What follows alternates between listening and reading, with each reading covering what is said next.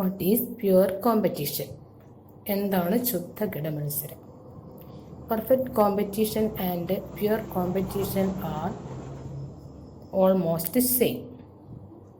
Following are the important features of pure competition: large number of buyers and sellers, homogeneous products, freedom of entry and exit, absence of government controls, and profit maximization. Once more: large number of buyers and sellers, homogeneous products, freedom of entry and exit, absence of government control, profit maximization. Examples of pure competition are agricultural products such as corn, wheat, and soya beans. Examples of pure competitive markets are agricultural products such as corn, wheat, and soya beans. Once more: perfect competition and pure competition are almost the same. Following are the important features of pure competition: large number of buyers and sellers, homogeneous products, freedom of entry and exit, absence of government controls, profit maximization. അതായത് 1 വെയിറ്റേജിന് വരുന്ന ക്വസ്റ്റ്യനാണ് pure competition എന്നുള്ളത്.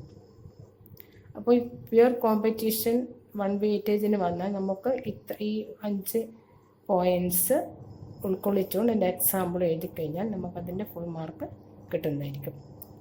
അപ്പോൾ ശുദ്ധ കിടമത്സരം എന്ന് പറഞ്ഞാൽ ഏകദേശം perfect കോമ്പറ്റീഷൻ്റെ അതേ ഫീച്ചേഴ്സ് ഉൾക്കൊള്ളുന്ന ഒരു കമ്പോള സാഹചര്യമാണ്.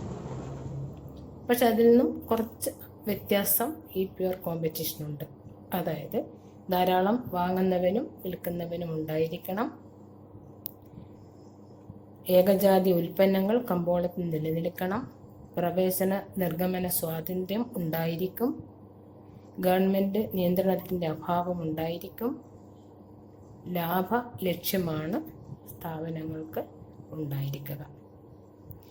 അത് ശുദ്ധ കിടമത്സരത്തിന് ഏറ്റവും പ്രധാനപ്പെട്ട എക്സാമ്പിളാണ് കാർഷിക ഉൽപ്പന്നങ്ങളായ corn, wheat and soyabeans. Corn, wheat and soyabeans മനസ്സിലായിട്ടുണ്ടാവുമെന്ന് വിചാരിക്കുന്നു. നല്ലോണം പഠിക്കുക. ക്വസ്റ്റ്യൻ പേപ്പർ 5-6 വർഷത്തെ തന്നിട്ടുണ്ട്. അതിൽ പല ക്വസ്റ്റ്യൻസിലും കണ്ട ഒരു ചോദ്യമാണിത്. നല്ലോണം വായിച്ച് പഠിക്കണം. Another question: what is consumer's surplus? What is consumer's surplus? Consumer surplus concept initially introduced in economics by Dupuit in the year 1844. അതായത് ഉപഭോക്താവിൻ്റെ മിച്ചമെന്നുള്ള ആശയം ആദ്യമായി സാമ്പത്തിക ശാസ്ത്രത്തിൽ കൊണ്ടുവന്ന ചിന്തകനാണ് ഡ്യൂപിറ്റ്. വർഷം 1844. But it was Alfred Marshall who popularized this concept in economics. According to Marshall, the excess of price which a person would be willing to pay rather than go without the thing over which he actually does pay is the economic measure of surplus satisfaction. Once more: according to Alfred Marshall, consumer surplus can be defined as excess of price which a person would be willing to pay rather than go without the thing over which he actually does pay is the economic measure of surplus satisfaction. Then, this concept was also known as buyer's surplus. Buyer's surplus എന്ന പേരിലും ഈ ആശയം അറിയപ്പെടുന്നു. Then Consumer surplus is the difference between actual price and expected price of the commodity.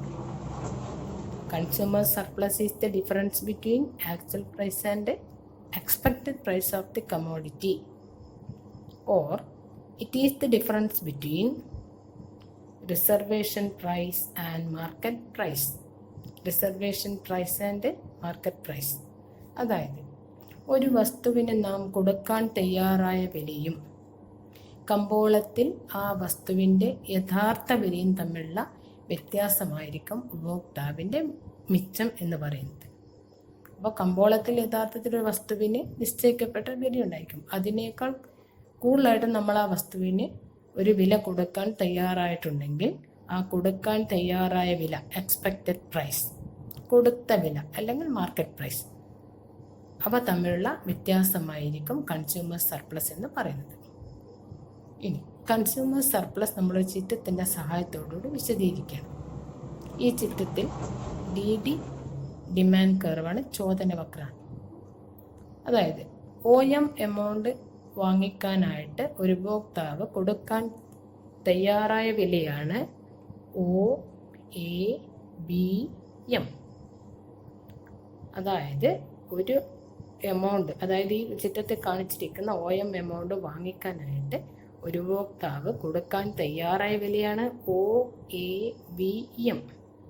എന്നാൽ ആ വസ്തുവിന് കമ്പോളത്തിലുള്ള യഥാർത്ഥ വില അല്ലെങ്കിൽ മാർക്കറ്റ് പ്രൈസ്, കമ്പോള വില, ആ വസ്തുവിൻ്റെ കമ്പോള വില എന്ന് പറയുന്നത് OPBM ആണ്.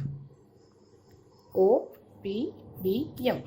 അതായത് OABM നിങ്ങൾ കൊടുക്കാൻ തയ്യാറാവില്ല, നമ്മൾ കൊടുക്കാൻ തയ്യാറാവില്ല. OPBM നമ്മൾ ആ വസ്തുവിന് യഥാർത്ഥ കൊടുത്ത വില. അപ്പോൾ കൊടുക്കാൻ തയ്യാറായ വിലയിൽ നിന്നും കൊടുത്ത വില കിഴിച്ചു കഴിഞ്ഞാൽ, അല്ലെങ്കിൽ എന്താ പറയുക, നമ്മൾ എക്സ്പെക്റ്റഡ് പ്രൈസ് ആയിരിക്കുന്ന OABMൽ നിന്നും മാർക്കറ്റ് പ്രൈസ് ആയിരിക്കുന്ന OPBM കുറച്ച് കഴിഞ്ഞാൽ അല്ലെങ്കിൽ കിഴിച്ചാൽ നമുക്ക് കൺസ്യൂമർ സർപ്ലസ് കിട്ടും. ചിത്രത്തിൽ ഷെയ്ഡ് ചെയ്ത ഭാഗം കൺസ്യൂമർ സർപ്ലസിനെ കാണിക്കുന്നു. That is that shaded portion in the figure noted as consumer surplus.